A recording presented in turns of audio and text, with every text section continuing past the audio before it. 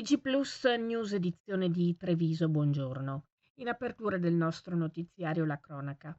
Un altro incidente stradale mortale si è verificato lungo le strade della Marca, poco prima della mezzanotte di oggi, sabato 7 dicembre, a Masera, lungo la Schiavonesca.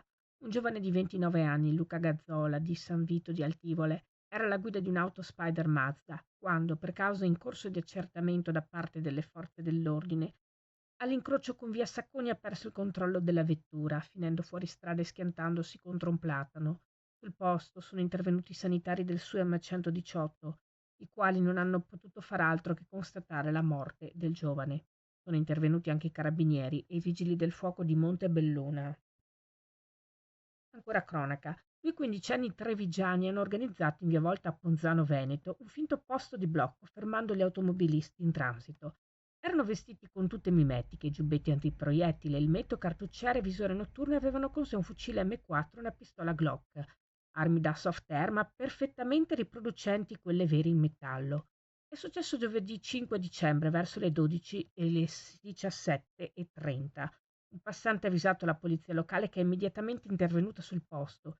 I due, che hanno riferito di voler emulare alcuni video visti su TikTok, saranno denunciati alla Procura per i minori di Venezia per minaccia e usurpazione della funzione pubblica.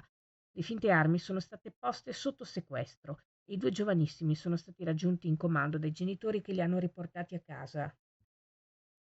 E un giovane di 23 anni con precedenti è stato arrestato dai carabinieri in quanto, con il volto coperto da un passamontagna e armato di coltello, avrebbe rapinato un sedicenne per 7 euro. Subito dopo la segnalazione del fatto, avvenuta la sera di giovedì 5 dicembre verso le 20:40, nella sala d'attesa della stazione ferroviaria di Mogliano Veneto, i militari dell'Arma sono intervenuti sul posto, intercettando il presunto aggressore nei pressi della stazione.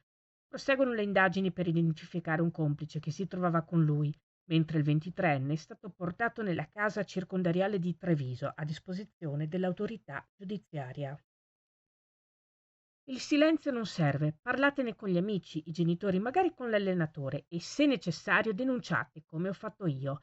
Elisa Molinarolo è stata la madrina della festa di fine anno della nuova atletica Roncade, andata in scena ieri, venerdì 6 dicembre, al centro parrocchiale Enrico da Bolzano di Biancade. L'occasione per celebrare i successi di una stagione da incorniciare, ma anche per riflettere. Dopo Parigi, tra applausi e festeggiamenti, spunta una frase che la ferisce. Un insulto becero e privato che Elisa, indignata, sceglie di rendere pubblico, denunciando. A Biancade l'ha ribadito.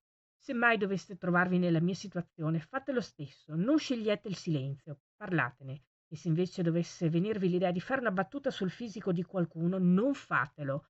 Non sapete mai chi avete di fronte, quali battaglie sta combattendo. Questa era la nostra ultima notizia. Grazie per essere stati con noi. Arrivederci.